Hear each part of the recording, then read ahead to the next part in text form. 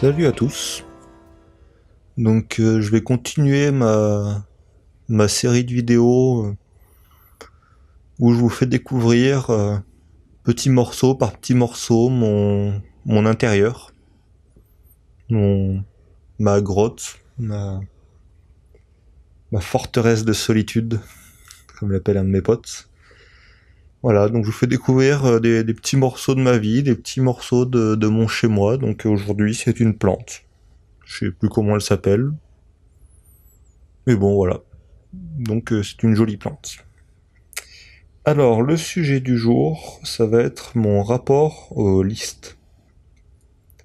Alors, cette vidéo, ça fait un petit moment que je voulais la faire. L'idée m'était venue d'une vidéo de la youtubeuse Fragment, qui parlait de son rapport aux listes et de sa vision négative des listes, d'une certaine façon.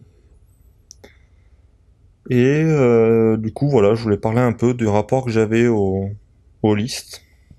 Alors, je suis quelqu'un qui fait beaucoup de listes. Je fais des listes pour quand j'ai des gros projets, pour les découper en petits morceaux, pour pouvoir les attaquer plus facilement. Du coup, j'ai des listes de sous-tâches d'un gros morceau qui me permet d'aller plus vite et qui me permet de voir l'avancement aussi, de voir si je tombe des parties du projet ou si je patine.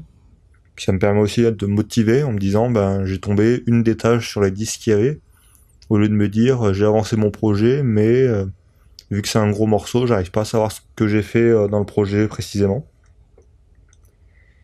Je m'en sers pour compenser mon manque de mémoire, parce que j'ai une mémoire à court terme qui est désastreuse. Et du coup, voilà, je note, je fais des listes de courses, des listes d'envie d'achat, des listes de choses à dire. Je fais des listes pour à peu près tout. Je suis un très gros consommateur de listes, mais je l'utilise aussi pour libérer mon cerveau. Quand j'ai des choses, des petites tâches à faire, ben je liste tout sur papier ou sur le téléphone pour ne plus y penser. Vraiment en mode vidage de cerveau, en me disant je me repose sur un autre support que mon cerveau. Alors par contre, les listes, j'ai un gros problème sur ces listes, c'est le format. Alors j'ai essayé le format post-it. Alors les post-it c'est bien quand on les attache à un mur, comme je vais faire une petite rotation de la caméra avant de vous remettre la plante, où j'ai un mur complet de... Hop, on va défaire ça. J'ai un mur complet de post-it accrochés, voilà. Et ce mur, en fait, c'est tout mon projet de rénovation de maison, plus pas mal de petits autres projets que je mets dessus. Donc là, c'est vraiment de la liste à long terme, on va dire, celle-là. Mais du coup, voilà, le post-it, il a un gros problème, c'est que c'est une feuille volante. C'est quelque chose qui est pas posé, qui est pas comment dire, ça se perd, ça s'égare, ça prend l'eau. Voilà, le post-it, il est bien à très très court terme, mais on va dire que voilà, dans les quelques heures ou au boulot, quand j'ai un truc qui me vient en tête, que je note pour faire dans les heures qui suivent. Mais passé ce cap-là, il est un peu limité. Alors il y avait le téléphone que j'utilise beaucoup actuellement. J'ai essayé de me trouver une petite application gratuite de notepad, on va dire, pour en faire des notes avec des couleurs. Alors il est bien, les couleurs font ressortir les points intéressants dans la liste, je peux les trier dans l'ordre que je veux. Je l'ai quasiment tout le temps sur moi parce que j'ai souvent le téléphone sur moi. Après, il y a un gros problème, c'est de l'application que j'ai, je peux pas louer les tâches à un jour précis, me dire je fais ça tel jour, c'est vraiment une application toute basique. Ça garde pas l'historique. C'est que quand je supprime un item de la liste, ben il disparaît. Je peux pas dire ben ça je l'ai fait à tel moment et du coup avoir un suivi un peu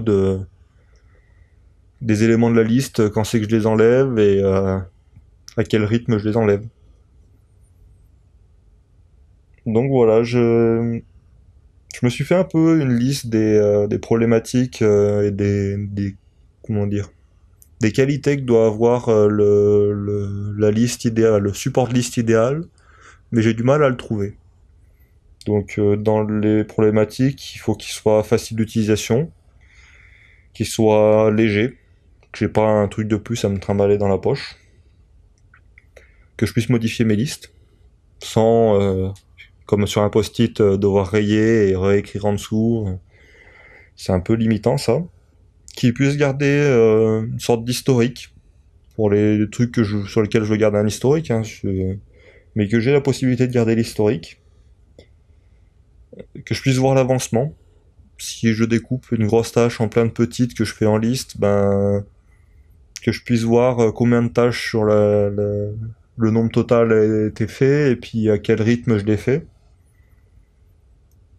Qu'il soit transportable, donc ça revient sur le côté facile et léger. Qu'il soit accessible de partout. Faire une liste sur l'ordinateur, je pourrais presque me coder une application pour le faire, mais le problème c'est que l'ordinateur je l'ai pas partout sur moi, le téléphone je l'utilise très peu et je connecte pas mon ordinateur et mon téléphone. Mes données sur le téléphone sont d'un côté, les données sur l'ordinateur sont de l'autre côté, pas de cloud, pas de conneries dans ce style-là qui me permettrait certes d'avoir accès partout et tout le temps aux mêmes informations, mais j'ai pas envie que ce lien se fasse.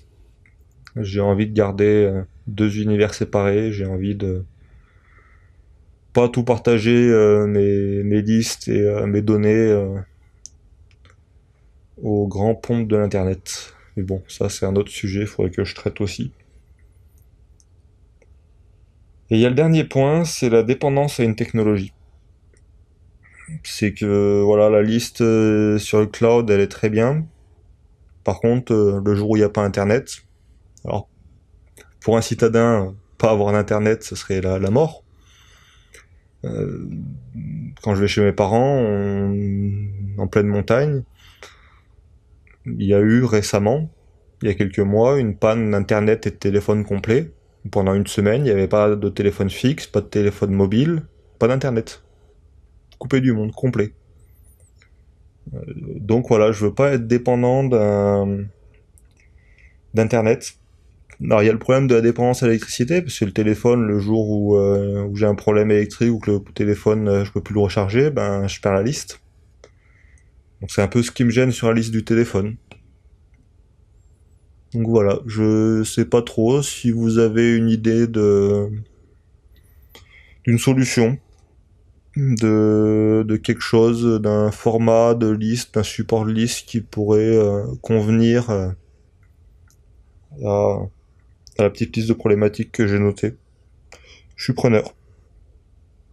Donc voilà, cette vidéo commence déjà à être assez longue, donc je vais vous dire à plus tard. Allez, salut!